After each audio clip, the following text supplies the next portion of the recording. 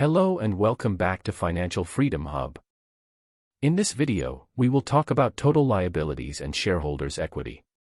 We will reveal the simple rule that the world's richest investors follow when they use debt to shareholders' equity ratio to buy stocks that make them insanely rich. By the end of this video, you will learn how following this rule lets you make life-changing investment decisions. So, keeping that in mind, make sure you watch till the end, subscribe to our channel, and turn on notifications to be notified when we upload new videos. Let's get started. What is the debt to shareholders' equity ratio? As the name suggests, this ratio measures how much of a debt a company has compared to its shareholders' equity. Shareholders' equity is the difference between the company's total assets and total liabilities. It represents the amount of money that the owners or shareholders have invested in the business. For general public, as accepted by financial advisors and analysts, the lower the ratio, the less debt the company has, and the more financially stable it is. However, we need to be smarter than that. There is one thing that you need to understand before you use this ratio to evaluate a company.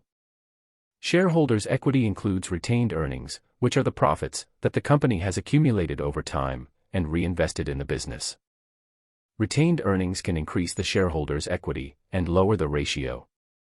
But not all companies use their retained earnings in the same way. Some companies may use their retained earnings to buy back their own stock, which is called Treasury stock. This reduces the shareholders' equity and increases the ratio and makes their balance sheet look like the one of a mediocre company with lots of debt and little equity. But does this mean that these companies are bad investments? Companies may buy back their own stock because they believe that their stock is undervalued, or because they want to increase their earnings per share, or dividends. These companies, with a competitive advantage and a strong earning power, usually generate more cash than they need to run their business.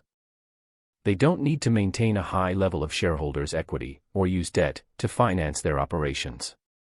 In some cases, their shareholders' equity may even be negative. How can we tell the difference between these companies and the ones that are truly in trouble?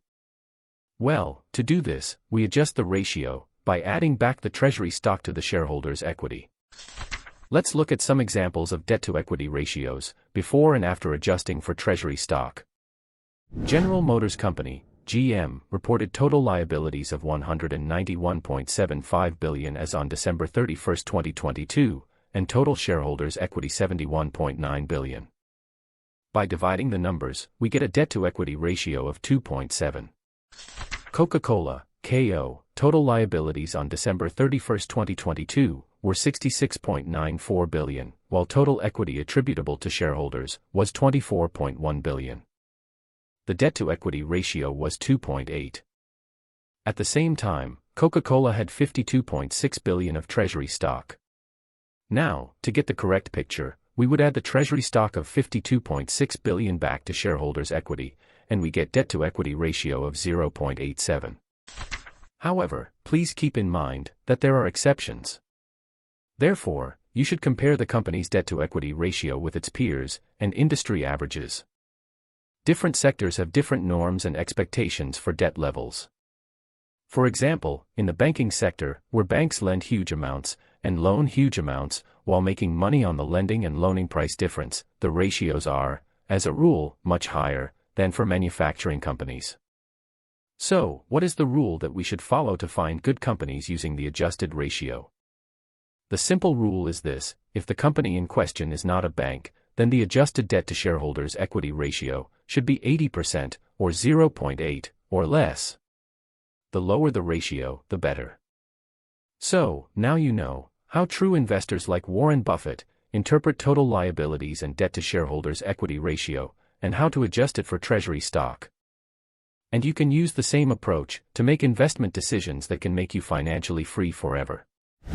If you enjoyed this video, please give it a thumbs up and share it with your friends. And don't forget to subscribe to our channel, Financial Freedom Hub. Thank you for watching and see you in the next video.